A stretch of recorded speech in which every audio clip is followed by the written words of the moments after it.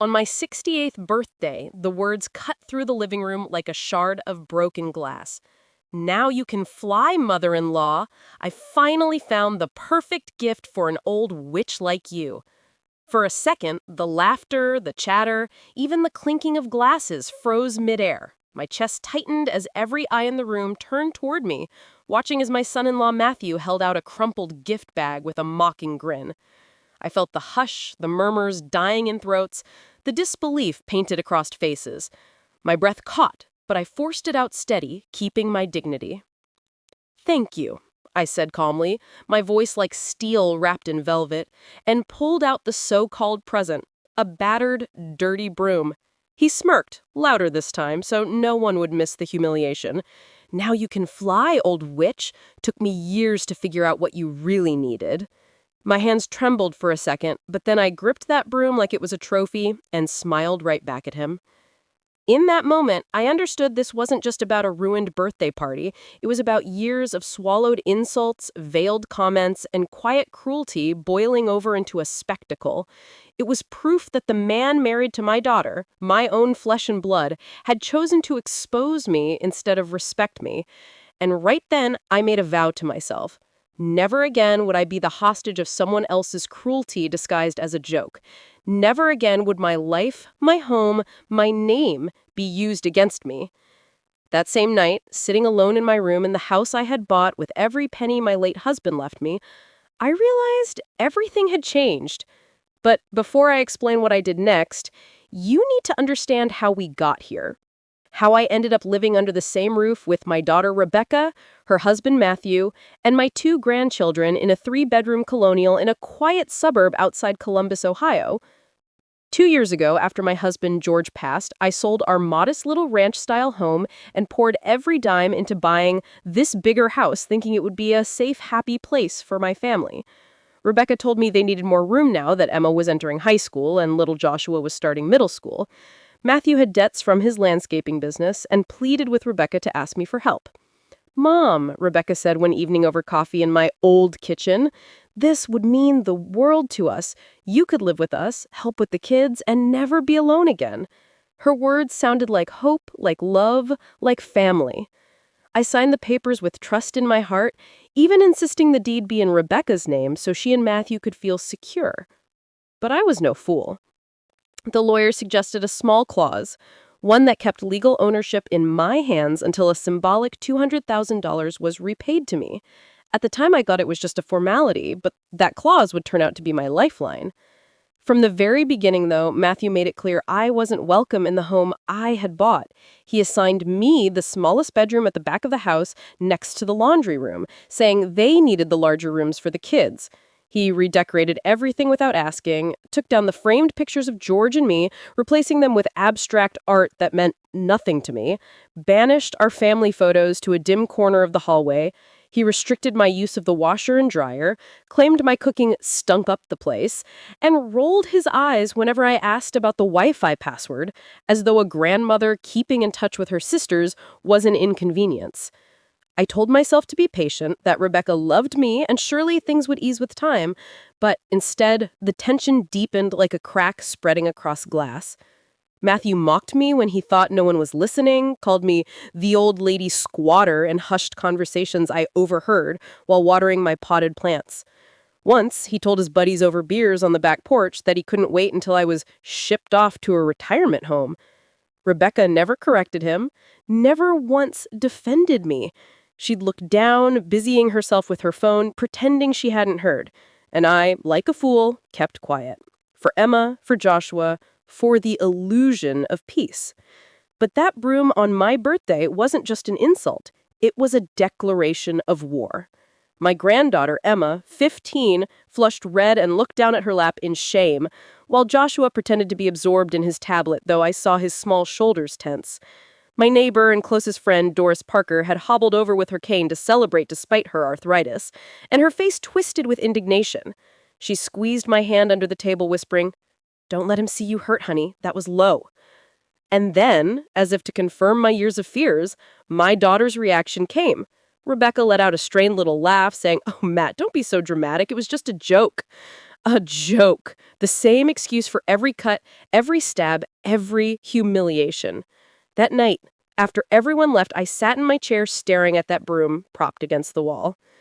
Doris stayed to help clean up, her eyes searching mine with worry.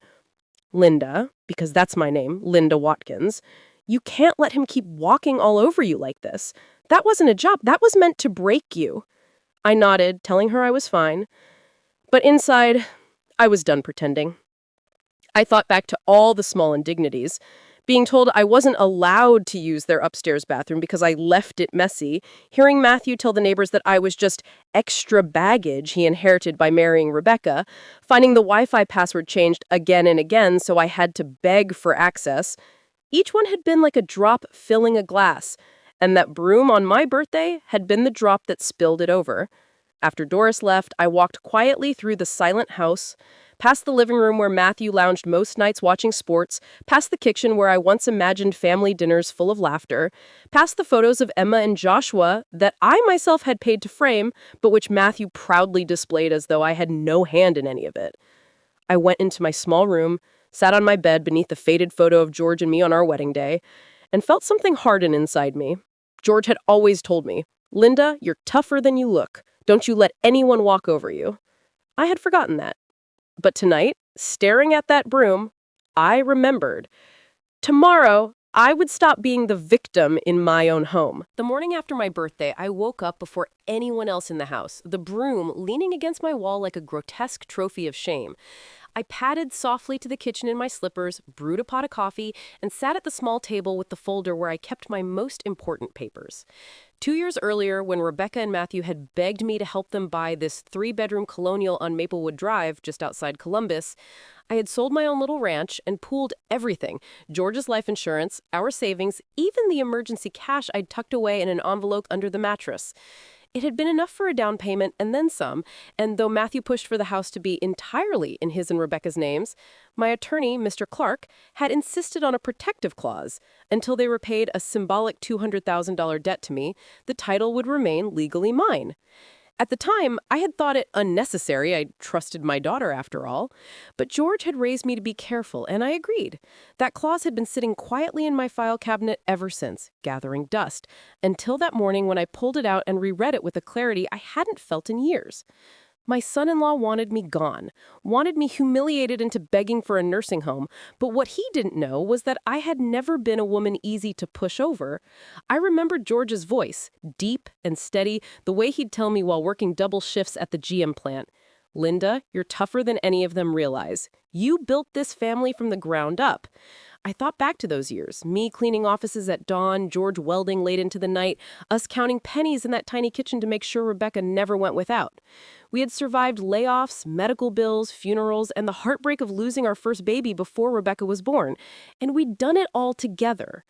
And now Matthew, with his cocky smirk and cheap cruelty, thought he could reduce my life to the punchline of a broom? I looked around the kitchen, at the stainless steel appliances I had bought, the granite counters I had paid for, the very roof above Matthew's head that came from my sacrifices, and I felt something shift inside me. Enough was enough. That night after the party, Doris had said, "Don't let him win, honey," and she was right. I wasn't going to let them lock me away like some unwanted relic. I decided to test the waters that morning at breakfast. Emma came downstairs first, groggy, holding her phone like it was glued to her hand, and gave me a sleepy smile. "Morning, Grandma." I kissed her head, poured her some juice, and thought of how much I wanted her to grow up seeing her grandmother respected, not trampled. Then Joshua bounded in, backpack slung over his shoulder, asking if I could help him with a science project later. "Of course, sweetheart," I said, even as my stomach twisted at the thought that Matthew might try to forbid it. Soon enough, Rebecca appeared, hair still damp from the shower, moving quickly to pack the kids' lunches. She looked at me, then looked away, like she couldn't quite meet my eyes. And then Matthew sauntered in, grinning like the devil himself, and clapped his hands together.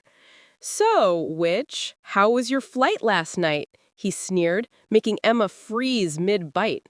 Rebecca hissed, "Matt, not now." But her protest had no weight. My heart raced, but I simply sipped my coffee and replied coolly, "Actually, I slept better than I have in years." He blinked, thrown off, then smirked and sat down. That was the first moment I realized he had no idea what I was capable of. Later that afternoon, when they were all out, Rebecca at work at the bank, Matthew on a landscaping job, the kids at school, I called Mr. Clark. His voice was firm, almost pleased, as he reminded me, "Mrs. Watkins, you are still the legal owner of that house. They cannot transfer, sell, or remove you without your consent until the repayment is fulfilled." The weight of those words filled me with a calm I hadn't felt in months. I had leverage, real leverage. I spent the rest of the day carefully going through my belongings, separating the things I would take with me if I left, the photos of George, my mother's quilt, a box of Emma's childhood drawings she'd given me, the Bible George had inscribed on our wedding day. I wasn't leaving in defeat. I was preparing for battle on my terms. That evening, when everyone gathered round the dinner table, the air was thick with unspoken tension. Matthew chewed noisily, Rebecca made small talk about work, Emma picked at her food, and Joshua tried to tell me about his project until Matthew cut him off with a sharp, "Eat your dinner." I looked at my daughter, waiting for her to defend me, to defend her son even, but she stayed quiet, the same silence that had allowed Matthew's cruelty to take root. After dinner, Matthew cornered me in the kitchen while I washed dishes. "Listen here, Linda," he said, his voice low and full of venom. "Don't think you're going to turn Rebecca against me. She knows what's best for this family, and what's best is you in a retirement home where you belong." I dried my hands slowly, looked him straight in the eye, and smiled. "Matthew, you still don't understand. I'm not the one who's leaving." His brow furrowed, confused, but I didn't explain further. Let him stew. That night, lying in my small room, I thought about every humiliation of the last 2 years. Being told not to sit on the new couch because I might wear it down, having my favorite cooking tans thrown out because Matthew didn't like the smell of garlic in the house, hearing him joke to Rebecca that they should list me on Craigslist to see if anyone would take me off their hands. Each memory fanned the fire in my chest. I had given them everything, my money, my home, my years, and in return I had been treated like a burden. But George had once told me, "Respect isn't handed out, Linda. You have to demand it when they forget." And demand it I would. The next morning, I packed a small bag and told Rebecca I was going to stay with Doris for a couple of nights. She looked startled, asked if something was wrong, but before I could answer, Matthew piped up with a sarcastic, "Finally! A little peace and quiet around here."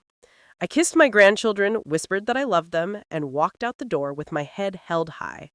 Because what Matthew didn't know was that while he sat smugly in my house, I was on my way to make sure the ground beneath his feet was about to crumble. When I arrived at Doris's small bungalow 2 streets over, she welcomed me with her warm smile and strong cup of black coffee, the kind George used to drink after long shifts.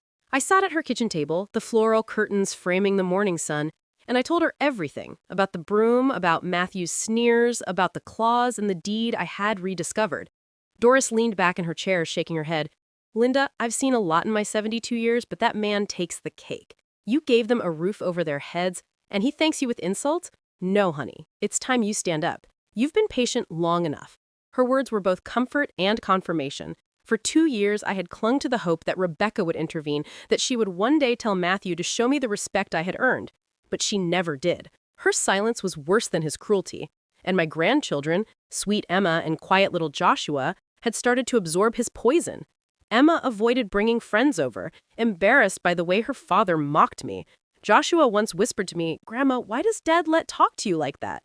What could I say to a child? That his parents had chosen cruelty over kindness?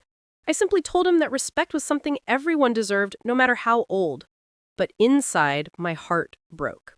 At Doris's, I unfolded the deed papers, and she adjusted her glasses to read them with me. "You see this?" I said, tapping the clause with my finger. "They have 30 days to repay me $200,000, money they don't have. And if they can't, the house comes back to me." Doris gave a low whistle. "Linda, that's your salvation right there." That night, I slept in her spare room, the old quilt smelling faintly of lavender, and for the first time in months, I slept without fear of Matthew's next jab. The next day, I called Mr. Clark again and told him I was ready to enforce the clause. His tone was steady, professional, but I thought I heard a trace of admiration when he said, "Mrs. Watkins, it's well within your right. I'll start the paperwork." I hung up, my hands trembling, not from fear, but from the thrill of finally taking control. That evening, I returned to the house briefly to collect more of my belongings, Emma met me at the door, her eyes wide with worry. Grandma, are you mad at us? Are you leaving because of me? My throat tightened, but I pulled her close, kissed her forehead, and whispered, Oh, baby, no, I could never be mad at you. I love you more than anything. I just need to make sure people treat me with respect. She nodded slowly, like she understood more than her years should allow. Joshua, hovering behind her, asked softly, Grandma, why does Mom let Dad talk to you like that? That simple question nearly broke me, but it also strengthened my resolve. Of course, sweetheart, my door will always be open for you. Inside, Rebecca looked tense, her hands gripping the counter. Mom, what are you doing? She asked, her voice a mix of frustration and fear. Before I could answer, Matthew swaggered in, smirking as always. What, packing up your broomsticks? He jeered. I looked him straight in the eye, calm and cold.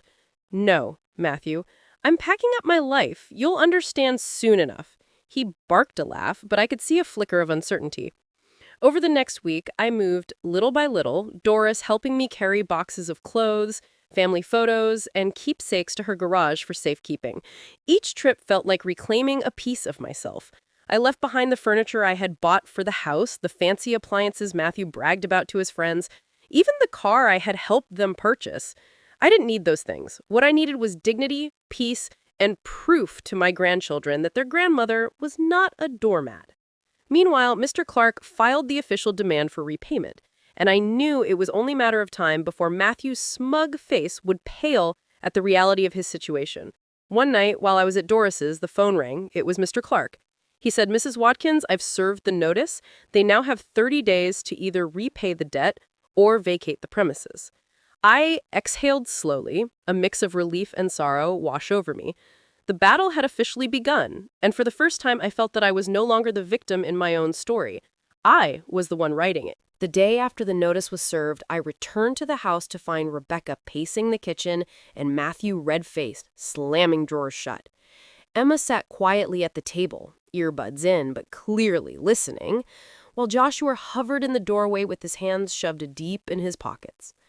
Matthew spun on me the second I walked in, waving the letter from Mr. Clark like it was a death sentence.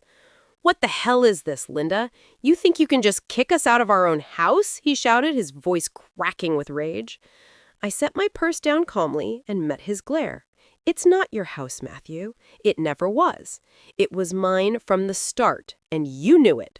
You had 2 years to treat me with respect, and instead you mocked me, belittled me, and taught my grandchildren that cruelty is acceptable. Now you get to live with the consequences. Rebecca stepped between us, her face pale, her voice shaky. Mom, please, can't we work something out? Maybe you could give us more time. But I shook my head, firm and steady. No, Rebecca, I gave you time. I gave you everything George and I worked for, every sacrifice we ever made, and you let him humiliate me in my own home. Enough. Matthew's voice rose again, venom dripping from every word. You're doing this to tear the family apart. Don't act like you're some victim. You're selfish, jealous, and bitter because no one needs you anymore. For a moment, the sting of his words pierced me. But then I looked at Emma and Joshua. I saw the fear and confusion in their young faces, and I knew I couldn't back down. Selfish, I said quietly, my voice steady. I sold my home, gave up my independence, poured every penny I had into making a better life for this family. That isn't selfish. That's love. What's selfish is standing by while your wife's mother is degraded, day after day, in the very house she bought. Rebecca flinched, but she didn't contradict me, and that silence spoke louder than any argument. Emma suddenly pulled her earbuds out, her voice trembling. Dad, stop yelling at Grandma. She's not wrong. The room went still. Matthew stared at her like she had betrayed him, and Rebecca's eyes filled with tears. Joshua moved closer to me, slipping his small hand into mine, as if to take a side. That was the moment I knew I had made the right choice. My grandchildren were watching, learning, absorbing every second of this ugly fight. If I backed down now, they would grow up believing it was acceptable to let people trample over you, that silence in the face of cruelty was easier than standing tall. Not on my watch. Later that evening, when things had quieted, Rebecca knocked on the door of the small room I had once called mine. She sat on the edge of the bed, her shoulders slumped, her eyes red. Mom, she whispered, I don't know what to do. I feel trapped between you and Matt. I put my hand over hers and said, Rebecca, you're not trapped. You're choosing. And for 2 years, you've chosen silence. Now you're learning what silence costs. She sobbed quietly, but I didn't waver. For once in my life, I was holding the line. That week was a blur of tension. Matthew stormed around the house, yelling into the phone with banks, friends, anyone who might lend him money. But every conversation ended the same, with slammed doors and curses muttered under his breath. Rebecca tried to smooth things over, cooking my favorite meals, offering to take me shopping, but it was too little too late. The kids stayed close to me, Emma sneaking into my room at night to cry about how scared she was, Joshua asking me endless questions about whether I would still be their grandmother if they had to move. Each time, I reassured them, and each time my resolve grew stronger. Toward the end of the week, Matthew cornered me in the garage, his voice low and threatening. If you go through with this, Linda, I'll make sure you never see those kids again. I'll take Rebecca and move states if I have to. You'll die alone. His words chilled me, but then I looked him square in the eye and said, Matthew, you already tried to take them from me with your cruelty, but let me tell you something. Emma and Joshua are smarter than you think. They see through you, and nothing you do will change that. Threaten me all you want, but you can't erase the truth. He opened his mouth to spit more venom, but then he saw the steadiness in my gaze and faltered. For the first time, I think he realized I wasn't bluffing. The next morning, I packed more of my things and loaded them into Doris's car. As I carried the last box, Emma ran to me, wrapping her arms around my waist. "Grandma, please don't go," she cried. I stroked her hair and whispered, "Sweetheart, I'm not leaving you. I'm showing you how to stand up for yourself. One day, you'll remember this." Joshua hugged me too, his small voice muffled against my shirt. "I'll come visit you all the time." I kissed the top of his head, fighting back tears. "I'll be waiting with your favorite pancakes." As Doris pulled away from the house, I looked back one last time at the porch, where George and I had once imagined happy family barbecues, where I had dreamed of holidays filled with laughter. Instead, it had become a battlefield. But now, finally, I was fighting back. The days that followed felt like living inside a storm cloud, the tension thick and heavy, pressing down on everyone under that roof on Maplewood Drive. The official countdown had started. The 30 days Matthew and Rebecca had to repay me the $200,000 or hand back the house, and every morning I could see the panic setting deeper into my son-in-law's face. He stomped around like a caged bull, making frantic calls to banks, old army buddies, even his brother in Texas. But the answer was always the same. No one had that kind of money to throw at him. Rebecca tried to put on a brave face, telling Emma and Joshua that everything would be fine, but the cracks showed in her trembling hands and sleepless eyes. Meanwhile, I stayed at Doris's, only coming by during the day to quietly collect more of my belongings. Each trip reminding me that I was no longer a silent guest, but the rightful owner of that house. The kids clung to me whenever I appeared, Emma sneaking me notes that said, "I love you, Grandma, don't let them win," and Joshua asking if he could still spend weekends with me, even if they had to move. Their loyalty both warmed my heart and broke it into pieces, but I knew this was the only way to teach them that dignity matters more than comfort.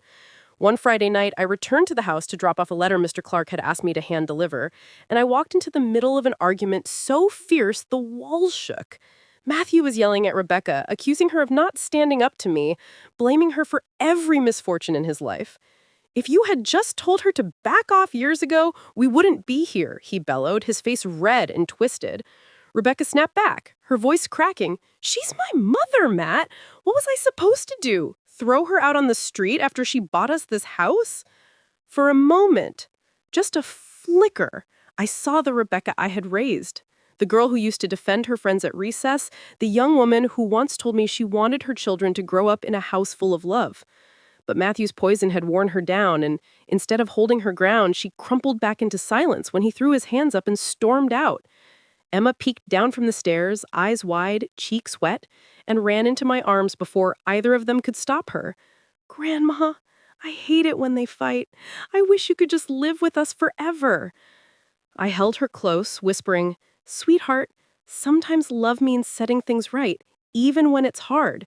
Joshua joined us, wrapping his little arms around my waist, and in that fragile, broken moment, I knew the kids understood far more than their parents did. The next morning, Matthew cornered me in the driveway as I loaded boxes into Doris's trunk. His voice was low, dangerous, the mask of charm completely gone. Linda, you think you've won because of some clause in a piece of paper, but listen to me. If you push this, I swear I'll make sure you never see those kids again. I'll take Rebecca, I'll take them out of Ohio, and you'll die alone. For a second, his words pierced deep, but then I remembered George's steady hands guiding mine through every hardship, remembered the sacrifices I had made, remembered the broom on my birthday and the smirk on Matthew's face. I straightened my shoulders and looked him dead in the eye.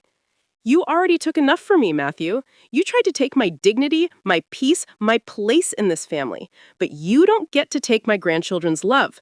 They see who I am, and nothing you do will change that. Threaten all you want. I'm not afraid of you anymore. His jaw clenched, his fists curled, but he stepped back, something in my unwavering gaze breaking the hold he thought he had over me. That night, Mr. Clark called to confirm that the notice had been logged with the county clerk. Legal and final. Matthew and Rebecca had 22 days left. I hung up the phone and sat in Doris's cozy living room, surrounded by the scent of her pot roast and the sound of her old clock ticking, and felt something I hadn't felt in years: freedom. I wasn't just reacting anymore, I was leading. And as painful as it was to watch my daughter crumble under the weight of her husband's cruelty, I knew this was the only way forward. For the first time in 2 years, I was no longer living in their shadow. I was standing in my own light, and I wasn't about to step back into the dark.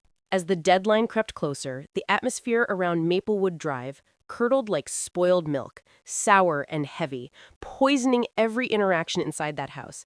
Rebecca's once proud posture sagged lower by the day. Her voice strained as she made calls to banks, to her boss at the credit union, even to distant cousins in Michigan she hadn't spoken to in years. Each time she hung up, her shoulders slumped further, and I knew she was discovering what I already knew. $200,000 doesn't just appear out of thin air, not when you've maxed out credit cards on a remodeled kitchen and blown your savings on a Disney trip the year before. Matthew, meanwhile, grew more frantic and mean, his mask of confidence cracking. I heard from Doris, whose grandson worked at the local diner, that Matthew had been overheard trying to sell his landscaping equipment, begging anyone to loan him money, even offering his beat-up truck as collateral. But no one trusted him, not after years of showing off a life funded by my sacrifices. The kids felt the tension most of all. Emma, normally full of teenage defiance, grew quiet, retreating to her room with her sketch pad, drawing pictures of houses with tall fences and gardens, safe little worlds where people smiled. Joshua clung to me whenever I visited, his questions coming in a rapid stream. Grandma, are we going to have to move? Grandma, will I still have the same school? Grandma, will you come see me if we go somewhere else? Each time I assured him I'd always be in his life, but the truth was a jagged knife in my chest. I didn't know how Matthew might retaliate if he lost the house. Still, I refused to show fear. One evening, Rebecca approached me while I was folding laundry in the back bedroom I still technically claimed. Her eyes were red, her voice breaking. Mom, please don't do this. Think about the kids. We'll be on the street. I looked up, met her gaze with a calmness I'd earned the hard way. Rebecca, I thought about the kids every single day while Matthew humiliated me. I thought about them when he called me a burden, when he mocked me at family barbecues, when he gave me a broom on my birthday. What example do you want them to have? That cruelty wins if you're loud enough? Or that dignity matters even when it's hard? She sobbed quietly, whispering, I don't know who to choose. And that was when I realized the truth. She had already chosen years ago, when she let her husband chip away at me in silence. The final straw came a week later at dinner. Matthew, jittery from lack of sleep and too much coffee, slammed his fork down and snarled, Maybe your mom wouldn't be such a problem if we just put her where she belongs, a nursing home. Hell, she should be thanking us for not doing it already. Rebecca gasped. Emma pushed her chair back so hard it screeched, and Joshua whispered, Don't talk about Grandma like that. That tiny voice, trembling but firm, cut sharper than any lawyer's notice. I set my fork down, folded my hands, and said evenly, Enjoy your meals here while you can, Matthew. You've got 15 days left. His face turned purple, veins bulging at his neck, but for once he had no comeback. The truth hung in the air, undeniable. Later that night, Emma slipped into my room, tears streaming down her face. "Grandma, I don't want to move. Can't you forgive them?" I pulled her close, kissed her hair, and whispered, "Sweetheart, forgiveness is one thing. Allowing someone to keep hurting you is another. Sometimes the bravest thing you can do is draw a line." She nodded slowly, and I knew she would remember those words long after this house was gone. Meanwhile, Matthew's desperation reached a peak pitch. He started coming home later, smelling of beer, snapping at Rebecca over bills, snarling at the kids for leaving lights on. One night, I caught him rifling through the desk drawers where I had once kept my documents, as though he hoped to find a loophole. When I cleared my throat, he jumped, then sneered, "Don't think this is over, Linda. You don't know who you're messing with." But he was wrong. I knew exactly who I was messing with, a coward who relied on cruelty to keep his world intact. And now that world was collapsing, one legal notice at a time. Every night, I prayed for strength. Not just for me, but for my daughter and grandchildren, that they would see the truth before the 30 days were up. And with each sunrise, as the deadline crept closer, I felt less like a victim and more like the woman George always told me I was, a fighter, a protector, and a grandmother who refused to let disrespect be her legacy. The 30th day arrived like a storm cloud that had been building for weeks, heavy and inevitable, and by morning, the whole house on Maplewood Drive felt like it was holding its breath. I arrived with Doris by my side, her cane tapping against the driveway, a quiet show of support that steadied me more than she knew. Inside, boxes were stacked against the walls, the once proud home now a maze of cardboard and resentment. Rebecca's eyes were swollen from crying, her hands shaking as she tried to fold linens into a suitcase. Emma sat slumped on the couch, earbuds dangling, her Sketch-A-Cat untouched beside her, while Joshua clutched his favorite baseball glove like a lifeline. Matthew stormed around like a trapped animal, cursing under his breath, kicking at the boxes, his bravado unraveling with each minute that passed. When he saw me, he sneered, "You must be real proud of yourself, Linda, kicking your own daughter and grandkids out. Heartless old hag." His words were knives, but I refused to flinch. I looked him dead in the eye and said, "No, Matthew, I'm proud that I finally stopped letting you treat me like dirt in my own home. I didn't take this house from you. You lost it when you chose cruelty over respect." Rebecca burst into tears at the kitchen table, sobbing, "Mom, please, there has to be another way." But I stayed firm because I knew wavering now would mean every sacrifice, every humiliation I had endured would have been for nothing. Mr. Clark arrived shortly after with the official paperwork, his calm presence cutting through the chaos. He explained clearly that since the debt had not been repaid, the deed was reverting back to me immediately. Matthew shouted, cursed, accused him of lying, but the lawyer didn't so much as blink. "Sir, the law is the law," he said evenly, sliding the documents across the table. Matthew grabbed the papers, crumpled them in his fist, and hurled them across the room. Emma jumped at the sound, Joshua clung to my leg, and for the first time I felt no fear. Only pity, because here was a man who had spent 2 years puffing himself up on my dime, and now, stripped bare, he was nothing but bluster and failure. The afternoon was chaos. Relatives of Matthew's showed up with a rented truck helping him load furniture while muttering under their breath about the crazy old lady who kicked them out. Rebecca barely spoke, moving like a ghost, her silence saying more than her words ever could. Emma ran into my room, the one I had reclaimed in my heart long before this day, and threw her arms around me, crying, "Grandma, I don't want to go." I kissed her hair, my own tears finally spilling, and whispered, "You'll always have a place with me, sweetheart. Always." Joshua pressed his face into my side, asking, "Grandma, will it still be our home again someday?" My chest ached, but I told him the truth. "It's my home, and it always will be, and you'll always be welcome here." By evening, the truck was packed, the house stripped of the things I had bought, the echoes of a family that had failed to protect me bouncing off the walls. Matthew shot me one last venomous look as he climbed into the driver's seat, Rebecca following silently with the kids. As they pulled away, Emma's hand pressed against the back window, Joshua's little face pale and sad. My heart cracked wide open. But beneath the ache was a fierce, burning strength. Doris put her hand on my shoulder and asked softly, "You okay, honey?" I took a deep breath of the cool Ohio evening air, the street quiet now that the storm had passed, and I said, "I'm not just okay, Doris. I'm finally me again." That night, I walked through the empty house alone, the silence thick but no longer suffocating. Every room carried ghosts of laughter I had hoped for, of insults I had endured, of love I had given freely, but now those ghosts belonged to me, not to Matthew's cruelty. In the laundry room, I saw the broom still leaning against the wall where I had placed it weeks earlier. I picked it up, turned it over in my hands, and smiled for the first time in a long time. Because what Matthew had meant as an insult had become my reminder, my symbol. Never again would I let anyone reduce me to nothing in my own home. Never again would Linda Watkins be silent. In the weeks after the moving truck rattled away from Maplewood Drive, the house was both a sanctuary and a tomb, filled with silence, but no longer with the suffocating kind that had hung over me for 2 years. Doris came by every day, bringing casseroles and gossip, reminding me that life still pulsed outside these walls. At night, though, I walked from room to room, my footsteps echoing, touching the counters I had paid for, the windows I had scrubbed, the walls that had once heard Matthew's cruel laughter. For the first time, they felt like mine again, not borrowed, not begrudged. And yet, as peaceful as it was, the emptiness gnawed at me. I missed the thud of Joshua's sneakers racing down the hallway, the sound of Emma's pencil scratching in her sketchpad, even Rebecca's absent-minded humming as she folded laundry.